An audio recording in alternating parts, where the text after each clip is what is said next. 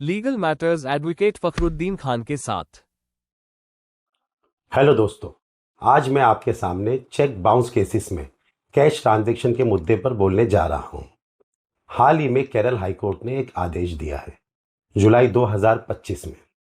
इसका असर उन सभी चेक बाउंस मामलों पर पड़ सकता है जहां पेमेंट कैश में किया गया है। इस केसेस में अब आरोपी इस ग्राउंड पर डिफेंस ले सकते हैं। तो क्या अब कैश में उधारी देना खतरे की घंटी है? क्या कंप्लेनेंट को और मुश्किलों का सामना करना पड़ेगा? आइए समझते हैं इस आदेश के पीछे की कानूनी बातें।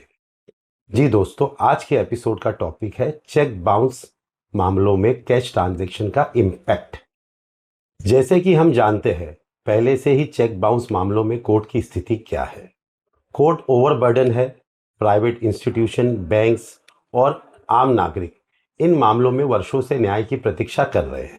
ऐसे में केरल हाईकोर्ट का ये निर्णय कि यदि 20,000 से अधिक की राशि नकद यानी कैश में दी गई हो, कानूनी रूप से ये लीगल ट्रांजैक्शन नहीं माना जाएगा यानी लीगली एनफोर्सेबल डेट नहीं मानी जाएगी। ये ऑर्डर उन हजारों मामलों की नींव को हिला सकता है जहां पहले से ही ट्रायल कोर्ट में केस पेंडिंग है। अब जरा सोचिए, एक और तो कानून कहता है कि चेक बाउंस मामलों में व्यक्ति के खिलाफ पहले से ही एक प्रिजम्पशन है कि उसने कोई लीगल ट्रांजैक्शन या देनदारी के लिए चेक जारी किया होगा, और दूसरी ओर यदि कैश लेन देन 20,000 से अधिक है तो अब उसे अदालत में गैरकानूनी माना जाएगा। इस केस में साल 2013 में कंप्लेनेंट यानी शिकायतकर्ता द्वारा मजिस्ट्रेट कोर्ट में आरोपी के विरुद्ध 9 लाख की नकद लेन देन के आधार पर चेक बाउंस का मामला दाखिल किया गया। कोर्ट ने आरोपी को दोषी ठहराया और सजा सुनाई। 9 लाख रुपए की भरपाई के साथ जुर्माना अदा करने का आदेश दिया साल 2019 में। इसके बाद आरोपी ने सेशंस कोर्ट में अपील दायर की और सेशंस कोर्ट ने भी मजिस्ट्रेट कोर्ट के आदेश को बरकरार रखा। इसके बाद एक्यूज ने 2024 में केरल हाईकोर्ट में अपील दाखिल की। 2025 जुलाई में केरल हाईकोर्ट ने कहा शिकायतकर्ता द्वारा किए गए 9 लाख की नकद लेन देन cash transaction income tax act 1961 के अंतर्गत इल्लीगल मानी जाएगी।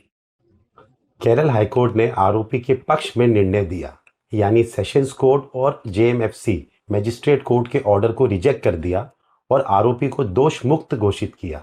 इस निर्णय में अदालत ने क्लियर किया है अगर कोई व्यक्ति 20,000 रुपए से अधिक का कैश लेन देन करता है और फिर उस ट्रांजैक्शन के बदली चेक देता है तो वो ट्रांजैक्शन तब तक कानूनी रूप से लीगल नहीं माना जाएगा जब तक उसके पास कोई वैध स्पष्टीकरण यानी प्रॉपर क्लैरिफिकेशन ना हो। अब सवाल उठता है कि ऐसे क्यों कहा गया। इसका आधार इनकम टैक्स एक्ट 1961 सेक्शन 269 जो कहता है कि 20,000 से अधिक का कोई भी कैश ट्रांजैक्शन केवल बैंक के माध्यम से होना चाहिए।